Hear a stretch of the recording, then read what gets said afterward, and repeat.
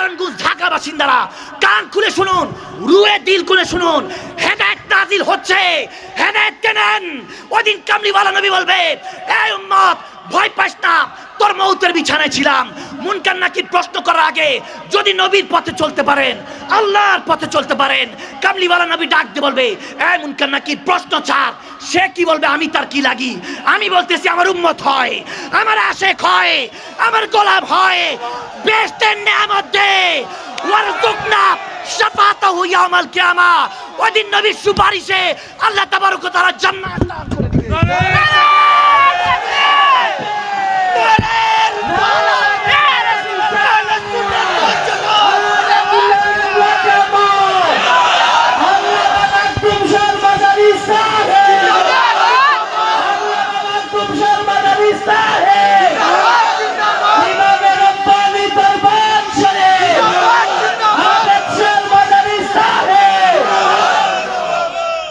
কি মনে করেছেন নবীর উম্মত নেই? আছে নবীর উম্মতরা, লাগান নাই তো মন। মুখ দিয়ে কিভাবে বের হয়, আমার নবী 8-10টা মুর্দা মানুষের মতো মদিনাতুল মুনাওয়ারায় পড়ে আছে। আমার নবী এখনো অন্তরের কাছে। আর নবী আউলা বিল মুমিনিনা মিন আনফুসিহিম, নবী মুমিনের জানের চাইতে নিকটে। আপনি মহব্বতে রসুলকে ডাক দেন। রসুলকে যদি দেখেন, মান রানি ফাকাত আহাদ, নবী হলেন খোদা দেখার আয়না, আমার নবী হলেন মওলা দেখার আয়না। নবীকে দেখবেন তো মওলাকে দেখে যাবে। লাগাতে হবে তো মন। কোরআন তেলাওয়াত তো করেনি না, রমজান আসলে খালি খুলে দেখায়। ওই মাহে রমাদানে একটু খুলে পড়ে দেখে, তাও তো সম্পূর্ণ না। আগে মা বোনদের শুনতাম, ঘরের সামনে দিয়ে গেলে গুনগুনিয়ে কোরআন তেলাওয়াতের আওয়াজ শোনা যেত। ওই সুসন্তানগুলি এখন আলেমে দিন, নেককার, এখনো নামাজ ছাড়ে নাই, ইবাদত ছাড়ে নাই, আমার আল্লাহ রসুলের দুরুদ ও কালাম ছাড়ে নাই। এখন আল্ট্রা মডার্ন মা সকালবেলা উঠাই পড়ায়, A for apple, B for ball, C for cat, কুত্তা বিলাই শিখায়, আওয়াজ দেন। শিখাইতেছেন যেটা, ওই সন্তানটাই বড় হয়ে বুকে পাড়া দিয়ে বলবে নেশা করবো, টাকা দে। আওয়াজ দেন, আওয়াজ দেন, আওয়াজ দেন না। আদর্শ স্বামী স্ত্রী হন, তাহলে আদর্শ মা বাবা হতে পারবেন। এখন আপনি যুবক, এখন আপনি যুবতী, মনে রাখবেন কোনো এক সময় বিয়ে হবে, সন্তান হবে, তখন তো সন্তানের জন্য দৌড়ে আসবেন, হুজুর দোয়া করেন, সন্তান নেমক হারাম হয়ে গেছে, বেনামাজি হয়ে গেছে, সন্তান কথা শুনে না। শুরুটাই তো খারাপ করছেন, বিয়ের আগে গায়ে হলুদে ব্যান্ড প্যাকেজ।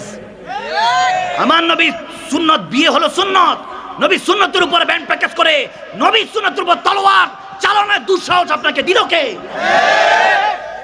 ইহুদি নাসারাদের অপসংস্কৃতি ভরে গেছে এখন ইসলাম আমাদের এখানে। এগুলো থেকে নিজেকে হেফাজত করবেন। আমি মনে করি এখনো আমার হযরত ওমরের, শেরখুদ আলীর উত্তরসূরিরা এখনো আমাদের আছে ইনশাআল্লাহ।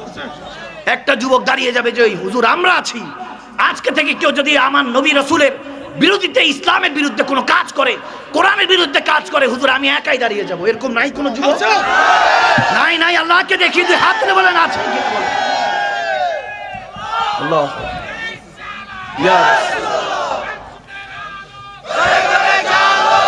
বুঝানোর ওয়ে জানতে হয়। আমরা উঠি স্টেজে, উঠে একজন একজনের সমালোচনা শুরু। কি হয়েছে, সমস্যা কি? কি অনেক বড় আল্লাহর ওলি হয়ে গেছি আমরা? জান্নাতের সার্টিফিকেট নিয়ে ঘুরছি নাকি আমরা? দয়াল নবীকে কবরে গেলে চেহারাটা দেখাতে হবে, মনে রাখবেন। একজন আলেম আরেকজনের সমালোচনা করতে থাকে, গীবত করা মরা ভাইয়ের গোশত খাওয়ার সমান। ভুলে গিয়েছেন নাকি আপনি? একটা হলো ভুল ধরিয়ে দেওয়া, তো ওলামায়ে কেরামরা বলে বসবে। কখনো যারা কোরআন সুন্নাহর জ্ঞান জানেন না, আলেম না, কখনো আমার যুবকদের উদ্দেশ্যে বলবো, কখনো কোনো মানহাজের কোনো আলেমদেরকে গালমন্দ করা যাবে না। আর ওলামায়ে কেরামদেরকে বলবো, জিম্মেদারি নিয়ে কথা বলুন। যতটুকু জানি আমি অতটুকু বলি। আমার কাছে বিসমিল্লাহির রহমানির রহিম বায়ের নিচে যে নুক্তা আছে, ওই নুক্তার জ্ঞানও আমি মাদানী সাহেবের কাছে নেই। ওয়াল্লাহি আপনারা মহব্বত করে এই জায়গায় বসিয়েছেন, এই জন্য 2-4টা কথা বলি। যতটুকু বলি জিম্মেদারি নিয়ে বলার চেষ্টা করি। অল্প বিদ্যা ভয়ঙ্কর, আমার কাছে জ্ঞানও কম, জানিও কম, বলিও কম, কিন্তু রিকোয়েস্ট করি সবার কাছে, কখনো ফিতনা ফাসাদ করা যাবে না। ওয়াতাসিমু বিহাবলিল্লাহি জামিআ ওয়ালা তাফারাকু। আমার আল্লাহ বলেছেন কখনো ফিতনা ফাসাদ করা যাবে না। মুসলমান রসুনের কুয়ার মতো এক থাকতে হবে। আওয়াজ দেন, আওয়াজ দেন না। আপনি আমি কেন মিলে থাকতে পারছি না? কোন সমস্যা? কোরআন এক, রসুল এক, দিন এক, নামাজ এক, কালমা এক, রোজা এক, হজ যাকাত ইবাদত বান্দিগি জিন্দেগি এক। যখন কামলিওয়ালা নবীও এক, আল্লাহও এক, তাহলে দুই কেন থাকবো? সব এক কাতারে আসতে হবে।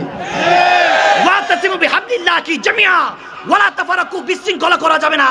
রাসূল নামে রশি ধরে যেতে হবে খোদার ধারে। আওয়াজ দেন না, ঠিক না?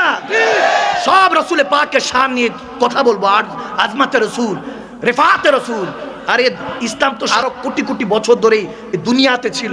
আমার মদিনাওয়ালার কারণে এত বরকত হয়েছে। এখন মানুষ বান্দা চাঁদ তারায় চলে যাচ্ছে, মঙ্গল গ্রহে যাচ্ছে রকেট দিয়ে। এই উন্নতি আগের কোন নবী রাসূলদের জামানায় কেন হয় নাই? এটা বুঝার চেষ্টা করেন। 6666 আজ 1450 বছরে কেউ একটা হরফ এদিক থেকে আলহামদু থেকে ওয়ান নাস পর্যন্ত একটা হরফ সে এদিক থেকে সেদিক করতে পারে নাই। এটাই তো প্রমাণ দেয় আমাদের ইসলাম হাকিকতের ধর্ম, আল্লাহর ধর্ম, ঠিক কি না? আর কি লাগে আপনার বোঝার জন্য? আল্লাহর পথে আসার জন্য আপনার আর কি লাগে? আপনি ভাবতেছেন নামাজ পড়েন না, ইবাদত করেন না, আল্লাহ সেজদা করেন না। রং, ইউ আর অ্যাবসলিউটলি রং। আল্লাহ আপনাকে ওই তৌফিকই দেন আল্লাহর সামনে দাঁড়াবার। আমার আল্লাহ আপনার সেজদার জন্য তোয়াজ না, আমার আল্লাহর ওটা ঠেকা পড়ে নাই। আপনি ঠেকা। যতক্ষণ এই জেসেমে বডিতে রুটা আছে ততক্ষণ দামি। একটু অসুস্থ হলে তো রু বের হয়ে যেতে চায়, ওটা বুঝেন না আপনি? একটু অসুস্থ হলে জিহ্বা যখন জ্বর হয়, পোলাও গোশ আনলেও তো আপনার ভালো লাগে না, আওয়াজ দেয় না। আমার কথা আপনাদের খারাপ লাগছে না? আল হক কুমরুন, হক কথা তিতা, কিন্তু আমি বলি সদা। আমার দাদা হযরত কেবলা মদিনা ছেড়ে বাংলাদেশে আসছে। We are not actual Bengali, আমরা অরিজিনাল বাঙালি না। আমি বাংলাদেশে জন্ম, কিন্তু আমার দাদা পরদাদারা ওনারা মদিনা থেকে এসেছেন এই বাংলাদেশে। আমরা শুধু ওই জায়গা থেকে, আমার দাদা হযরত কেবলা বলেছেন মদিনা শরীফে ওই জায়গার মধ্যে সয় সম্পত্তি ছিল, আমাদের এখনো বাচ্চা ছাড়া ওইখানে অনেকে আছেন।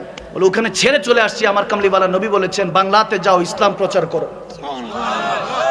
আপনাদের এখানে আসার একটাই উদ্দেশ্য, বান্দা হেদায়েত। আপনি আমার ভাই, আপনাকে নিয়ে জান্নাতে থাকতে চাই, আর অন্য কিছু না। কেন ফেরকা করেন? কেন আলাদা করেন? দুনিয়াতে শুধু দোয়া কামান, আর কিছু না। মাল কামায় লাভ নেই। ফেরাউন নমরুদ অনেক কামাইছে, ফেরাউন নমরুদ অনেক কামাইছে, ইতিহাসের পাতা থেকে মুছে গেছে নামটা ছাড়া। আর যারা দোয়া কামাইছে তাদের নাম নিয়ে এখন দোয়ার ব্যবস্থা করা হয়, আওয়াজ দেয় না। আর আমাদের সমাজে যারা এমপি, মন্ত্রী, মেয়র, কমিশনার, চেয়ারম্যান, যারা এলাকাটাকে নেতৃত্ব দেন, আপনাদের বড় দায়িত্ব। খোলাফায়ে রাশিদিনরা এভাবে কখনো দায়িত্ব অবহেলা করেন নাই। জিম্মেদারি নিয়ে করতে হবে, সমস্ত কাজ জিম্মেদারি নিয়ে করতে হবে। দেশপ্রেমী মানুরাঙ্গ, এতে কোনো সন্দেহ নেই। হযরত ওমর ইবনুল খাত্তাব, আমার নবীর দ্বিতীয় খলিফা, তেনার একটা হাদিস শুনুন, বায়াকি শরীফে হাদিস। ইমাম কুরতুবী আলাইহি রাহমাও বর্ণনা করেছেন এটা। তিনি বলতেছেন হযরত ওমর দিনে জিহাদ করতেন, রাতের বেলায় ছদ্মবেশে বের হতেন, মক্কা মদিনার অলিগলিতে ঘুরতেন, দেখতেন যে কে পেরেশানিতে আছে। সুবহানাল্লাহ কয় না? সুবহানাল্লাহ পড়েন। হযরত ওমর একদিন বের হয়ে দেখতেছেন একটা ঘর থেকে কান্নার আওয়াজ আসতেছে। কাছাকাছি গেলেন, ঘরের ভিতরে ডাকলেন, সালাম দিলেন, আসতে পারি? বৃদ্ধা মহিলা ছিলেন, বলতেছেন আসেন। তখন বলতেছে মাগো কি জন্য কান্না করছেন? বলে গরিবের দুঃখের কথা কে শুনবে? আর গরিব শব্দটাই যেন মনে হয় লানত, মনে হয় যেন এটাই একটা পেরেশানি। না বলতে পারে না চাইতে পারে, কিন্তু আমি মনে করি কারো কাছে চাইতে হবে না। চাইবেন কার কাছে? দেনওয়ালা কে? বলতেছে গরিব, আমার স্বামী নেই, সন্তান নেই, 3 দিন ধরে অনাহারি, আমার একটা নালিশ আছে। হযরত ওমর মুখ ঢাকা, বলে মাগো কি নালিশ, কি হয়েছে? বলে আমি কবরে যেতে দেরি নেই, আমার নবীর কাছে হযরত ওমরের নামে নালিশ করব। হযরত ওমর কেঁপে উঠলেন, লাফিয়ে উঠলেন, চিৎকার দিয়ে উঠলেন, ভয়ে কেঁপে উঠে বলতেছে মাগো কেন, কি হয়েছে? 3 দিন অনাহারি, ওমর আমার খবর নেয় না। জিজ্ঞেস করবো রাসূলকে কবরে গেলে, ইয়া রাসূলুল্লাহ কাকে দায়িত্ব দিয়ে গিয়েছেন? আমার জিম্মেদারি নেওয়ার কথা ছিল, আমার খোঁজ খবর নেওয়ার কথা ছিল। হযরত ওমর ভয় কেঁপে গেলেন, বলে মাগো আমাকে একটু সময় দেন। তিনি তাড়াতাড়ি বের হলেন, বের হয়ে দৌড়ায় গেলেন বাইতুল মাল থেকে খাবার সংগ্রহ করলেন। ওই বৃদ্ধ মা বলছেন যে আমি 25 দিরহামের মতো ঋণ অবস্থায় আছি, যারা টাকা পায় তারা তাগাদা দিচ্ছে, আমাকে অনেক গালমন্দ করছে। তিনি 25 দিরহামও নিলেন। এর মধ্যে হযরত ওমর তখন আমিরুল মুমিনিন, তখন মুমিনদের ইমাম, খলিফাতুর রাসূল, খেলাফতের দায়িত্ব তেনার কাঁধে। যখন তেনার কথা বলছি, ভোটটার সময় প্রাড়ো গাড়ি থেকে নামি, সালাম দেই, 5 বছর পর আর খুঁজে পাওয়া যায় না। 2-4-5 দিনে অমকের নারা দিতে দিতে শেষ। ইল্লা মাশাআল্লাহ, কিছু কিছু ভালো আছে, আবার অনেকে আমরা খারাপ আছি। যখন হযরত ওমর ওই খাবার দাবার উঠালেন, কাদের মধ্যে একজন দৌড়ায় আসলেন সাহাবা, বলছে ইয়া আমিরুল মুমিনিন, আপনি কাঁধে কেন উঠাচ্ছেন, আমাদের কাঁধে দেন। তখন তিনি হযরত ওমর চোখের পানি ছেড়ে দিয়ে বলে ভাই গো, হাসরের ময়দানে কি আমার আমল নামাগুলি তোমার কাঁধে উঠাবা? বলে না, কিভাবে সম্ভব? সম্ভব না। বলে সেদিন যেহেতু আমার ভারটা আমি উঠাবো, আজকে উঠাইতে দাও, আজকে বড় জিম্মেদারি এসে গেছে। চোখের পানি ছেড়ে দিয়ে তিনি দৌড়াতে দৌড়াতে গেলেন, ওই মাটার কাছে খাবার রাখলেন, 25 দিরহাম দিলেন, বলেন মাগো ক্ষমা করে দেন হযরত ওমরকে, চাপে থাকে, অনেক প্রেসার থাকে, ভুলে গিয়েছে হয়তো। বলে না, ক্ষমা করবো না। বলে আমার খাতিরে ক্ষমা করে দেন। বলে ঠিক আছে, আপনার খাতিরে ক্ষমা করতে রাজি আছে। একটা দস্তক, একটা কাগজ নিলেন, বলে এই কাগজের মধ্যে লিখে দেন ওমরকে ক্ষমা করে দিয়েছি, এটা লিখে বলে এবার সিগনেচার করেন। যখন সিগনেচার করবেন, এই দিক দিয়ে শেরে খোদা আলী এসেছেন। শেরে খোদা আলী ওই ঘরে এসে বলতেছেন হযরত আব্দুল ইবনে মাসউদ রাদিয়াল্লাহু তাআলা থেকে এটা বর্ণিত হাদিস, তিনিও সাথে ছিলেন। বলতেছেন আমি শেরে খোদা আলী সহ যখন ঘরে ঢুকলাম, সালাম দিলাম, ইয়া আমিরুল মুমিনিন হযরত ওমর, ভাই আপনি এখানে কি করছেন? এই কথা শুনে ওই খাতুন ওই বিদ্যার মার হাতের থেকে ওই কাগজটা ওই কপিটার সাথে সাথে পড়ে গেল ভয়ে। পড়ে গিয়ে বলতেছে, আপনি ওমর, আপনি আমার কাছে এখানে দাঁড়িয়ে আছেন, আমার জন্য এত খেদমত করছেন। বলে মা ওমর নাকি, এগুলো বাদ দাও, সিগনেচার করো, মোহর মারো, এটাই আমার নাজাতের জারিয়া হতে পারে। যখন তিনি বলতেছেন আমাকে ক্ষমা করে দাও, যখন ক্ষমা তিনি সিগনেচার লিখলেন, যদি আপনি ওমর হয়ে থাকেন তাহলে তো আমি রাসূলুল্লাহর কাছে বলবো যে আপনি যার কাছে দায়িত্ব দিয়েছেন তিনি সুমহান মর্যাদার অধিকারী ছিলেন। দ্বিতীয় খলিফা যিনি 40 days later 40 দিন পর যেই রাস্তা দিয়ে হযরত ওমর হেঁটে যাবেন, শয়তান হাঁটতো না, এটা আমরা হাদিস মানি। আমার শয়তানের এলেম আছে যে ওমর 40 দিন পর কোন রাস্তা দিয়ে হাঁটবে, আমরা এটা মানতে রাজি না যে আমার নবী আমার আগামীকালকে কি হবে সেটা জানি না, সুম্মা মাআযাল্লাহ। আমরা এটা বলতে নারাজ, নবীকে মানুষের কাতারে নিয়ে আসছি, আস্তাগফিরুল্লাহ, সুম্মা মাআযাল্লাহ। প্রাইম মিনিস্টারকে যদি নিজের কাতারে রাখেন তাহলে এমপি মন্ত্রী কি হবে? আপনি ভুলে গিয়েছেন তিনি হলেন প্রাইম মিনিস্টার ও প্রাইম মিনিস্টার সরকার দু আলম নবী রাহমাতুল আলামিন শাফিউল মুজনাবিন। সেই নবীকে আপনার চিনতে হবে। যারা চিনেছিল তারা এখনো স্বর্ণাক্ষরে তাদের নাম লিপিবদ্ধ আছে কোরআন হাদিসের মধ্যে। হযরত ওমর উদ্দিন চোখের পানি ছেড়ে বলে, ভাই আলী, হে শের খোদা আলী, আপনি আহলে বায়াতের একজন অংশীদার, আপনিও সিগনেচার করেন যাতে আপনি এই আশিকে রাসূল এবং আওলাদে রাসূলদের এই সিগনেচার নিয়ে আমি কবরে গিয়ে নবীকে দেখাতে পারি, ইয়া রাসূলুল্লাহ আমি সার্টিফিকেট নিয়ে এসেছি, আমাকে ব্যবস্থা করেন। ওদিন যদি নবী শুনে নেয় আমি ওমর হয়তোবা হাসরের ময়দানে পার হয়ে যাব। আরে আমিরুল মুমিনিন খলিফাতুর রাসূলুল্লাহ, আমার নবীর যারা খলিফা ছিলেন, সাহাবারা ছিলেন, তেনারা নিজেদেরকে এতটা গুনাহগার মনে করতেন। আমাদের কি সমস্যা? আমরা নিজেদেরকে এত কি মনে করি নেককার? আজকে থেকে শপথ করতে হবে, যতক্ষণ পর্যন্ত বাঁচবো আল্লাহর জন্য বাঁচবো, যতক্ষণ এই জমিনে থাকবো রাসূলুল্লাহর জন্য থাকবো, আর কারো তোয়াজ করবো না, বাঁচবো আল্লাহর জন্য। হুব্বু ফিল্লাহ ফির রাসূল, বুগযু ফিল্লাহ ফির রাসূল। আল্লাহ আল্লাহ রাসূলের জন্য ভালোবাসবো, আল্লাহ আল্লাহ রাসূলের জন্য জীবন গঠন করব, ঘৃণা করব কাউকে, অন্য কাউকে আল্লাহ আল্লাহ রাসূলের জন্য ভালোবাসবো না, ঘৃণা করব না। শপথ করতে রাজি আছি কিনা দুই হাত তুলে বলুন আল্লাহ। প্রত্যেক দিন ওয়াজ মাহফিল করি, আমরা বুঝি এগুলো। দুনিয়া ভালো অবস্থায় নেই, নিভু নিভু অবস্থা। দুনিয়াকে দেওয়ার সময় প্রায় সমাপ্তির দিকে। যখন মোমবাতি জ্বলে, ফু দিলে বন্ধ হওয়ার আগে, নিভার আগে দেখবেন ধুপ করে একটা আওয়াজ হয়, ওই সময়ের অপেক্ষা শুধু। ইসরাফিল আলাইহিস সালাম শুধু ফুৎকারটা দিতে দেরি নেই, দুনিয়াটা দেখবেন নিভু হয়ে গেছে, বন্ধ হয়ে গেছে। দুনিয়ার থাকতে আসেন নাই, শিখতে এসেছেন কিভাবে জান্নাতে যেতে হবে। ফাদখুলি ফি ইবাদি ওয়াদখুলি জান্নাতি। থাকতে আসিনি আমরা। বাবা আদম, সফিউল্লাহ, মা হাওয়া আলাইহিস সালাম, তেনারা কোনো শান্তি স্বরূপ ওখানে আসেন নাই, শাস্তি স্বরূপ এসেছেন। আমার দয়াল নবী বলতেছে আপনার কাছে কম আছে, আলহামদুলিল্লাহ পড়েন। পেরেশানিতে আছেন, আলহামদুলিল্লাহ পড়েন। আমার পেয়ারা নবী সাল্লাল্লাহু আলাইহি সাল্লাম বলেন, একদিন হঠাৎ করে আমার নবীর সাথে হযরতে শের খোদা আলীর সাথে দেখা। বলছে, আলী কি ব্যাপার, শুনলাম তোমার উপরে নাকি ইদানিং খাস রহমত বর্ষণ হচ্ছে। সুবহানাল্লাহ বলে। শের খোদা আলী একটু চমকে দিয়ে বলে, ইয়া রাসূলুল্লাহ, যদি আপনি বলে থাকেন তাহলে হয়তো রহমত বর্ষণই হচ্ছে। সুবহানাল্লাহ, ইমান দেখেন। শের খোদা আলী খুব পেরেশান, খাবার নিয়ে পেরেশান, টাকা পয়সা রোজগার নিয়ে পেরেশান ছিলেন। মনে মনে বলতেছিলেন আর কি যে আমি তো আছি খুব পেরেশান, আল্লাহ নবী বলতেছেন রহমত। তখন নবীজি মুস্কি হাসি দিয়ে আলী বলার আগেই বলে দিচ্ছেন যে আলী তুমি কি বলবা, মনে রেখো পেরেশানি আল্লাহ রহমত। আল্লাহ যাকে ভালোবাসেন তাকে একটু পেরেশানে রাখেন। সুবহানাল্লাহ কয় না? যারা ফাসিক, মুনাফিক, নাস্তিক, মুরতাদ, যারা আল্লাহর বেগানা দিন থেকে দূরে সরে আছে, তারা আল্লাহর কাছে যদি দোয়া চায় আল্লাহ তাড়াতাড়ি কবুল করে। আল্লাহ কি করে? কবুল করে। ফেরেশতাদেরকে বলে এই ফাসিক, এ মুনাফিক, এ ঠিকমতো ইবাদত করে না, এর দোয়া ভালো লাগতেছে না, দিয়া দে, যা চায় দিয়া দে। আর যে মুমিন, ইমানদার, ইবাদত গুজার, পরেজগার, আল্লাহ বলে দিস না, রাখ, ভাল লাগতেছে তার চাওয়াটা, দিস না, এখন আরো চাক, আরো পেরেশান দে, আরো ডাকুক আমাকে। তারা আল্লাহ বলার মধ্যে মধু আছে। সুবহানাল্লাহ বলে না? ফাইন্না মাআল উসরি ইউসরা। মনে রাখবেন, দুঃখের পর সুখটা রেখেছেন কে? আওয়াজ দেন কে? বাস দুটা জিনিস থেকে নিজেকে হেফাজত করবেন, আর দুটা জিনিস নিজে করবেন। প্রথম দুইটা হলো হিংসা করবেন না, অহংকার করবেন না। প্রথমটা কি করা যাবে না, দ্বিতীয়টা, দুইটা থেকে নিজেকে হেফাজত করবেন। আল্লাহ কবুল করুক। আর দুইটা জিনিস করবেন, দুইটা জিনিস করবেন, একটা হলো ধৈর্য ধরবেন, আর সব সময় আলহামদুলিল্লাহ। একটা হলো ধৈর্য ধরবেন, আরেকবার শুকরিয়া আদায় করবেন। বরকত দিবে কে? লা ইন শাকারতুম লা আযিদান্নাকুম। শুকরিয়া করবেন না, মালিক দিবে না। শুকরিয়া করবেন, দেখবেন আগামী কালকে হয় নাই, 3 দিন পর হয়ে গেছে। আলহামদুলিল্লাহ পড়েন। এবারে মোহাব্বতের একটু উচ্চ আওয়াজে পড়েন আলহামদুলিল্লাহ।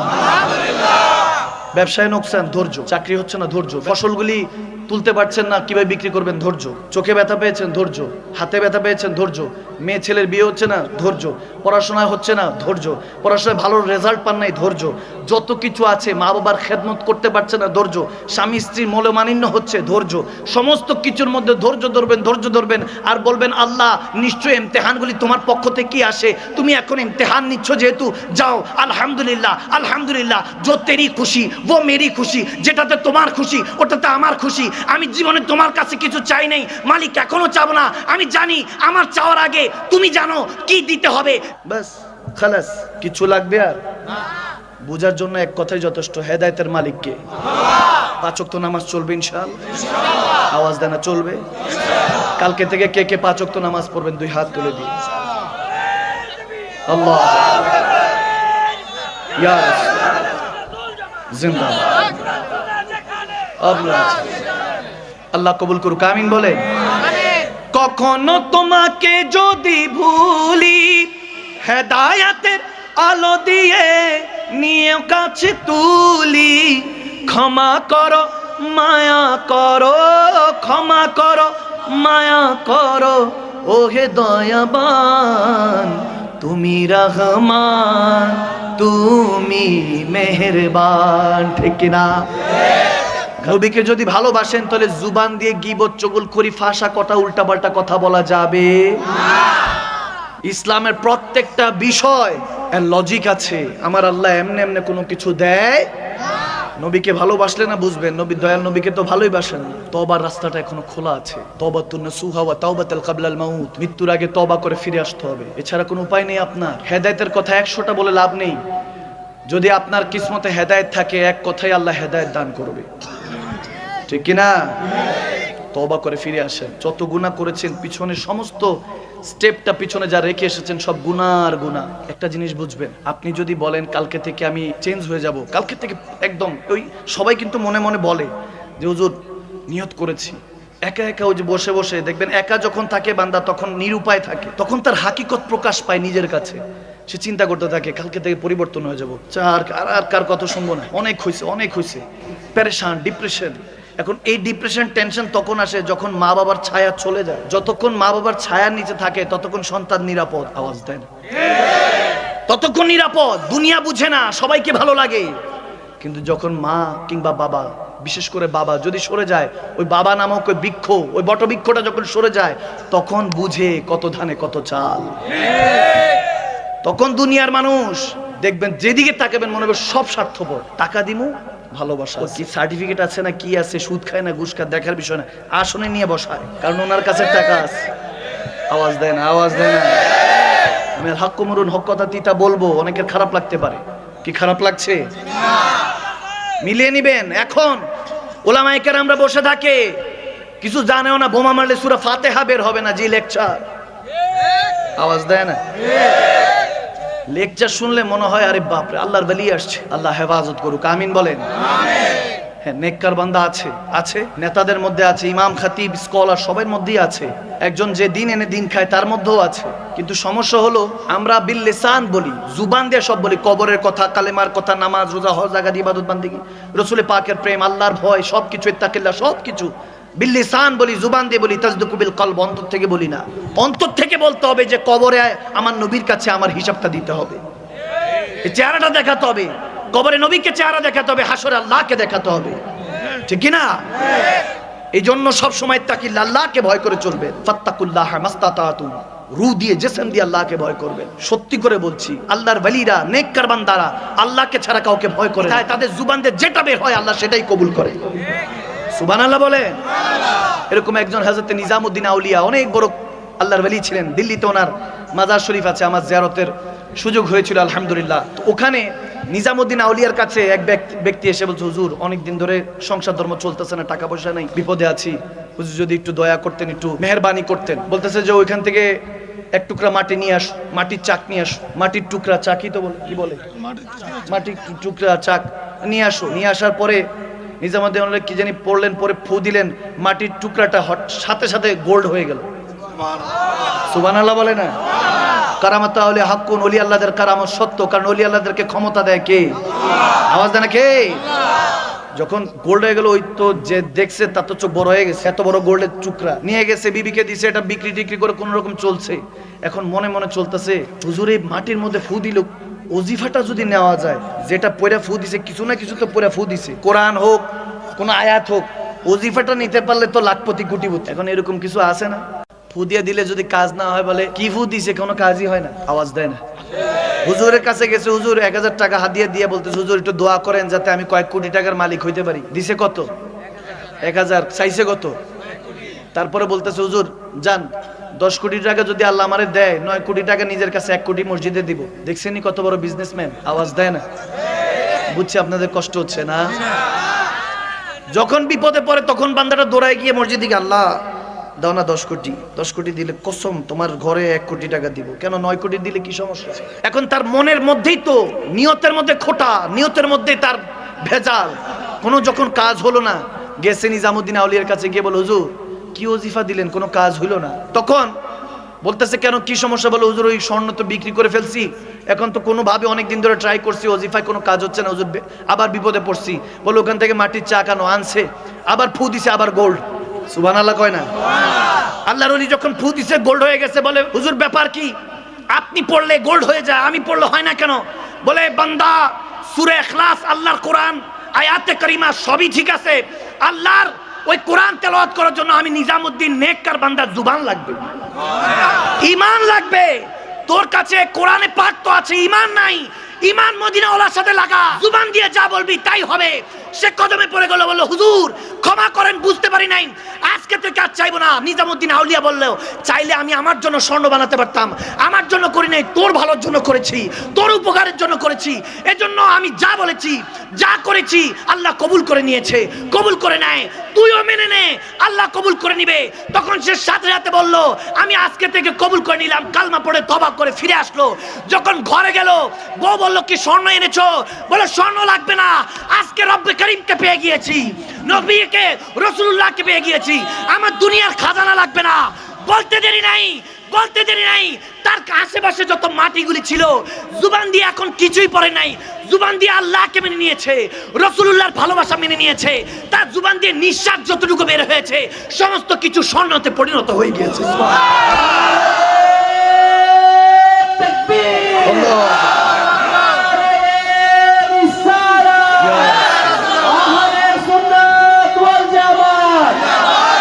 আল্লামা সৈয়দ মাকতুম শাহ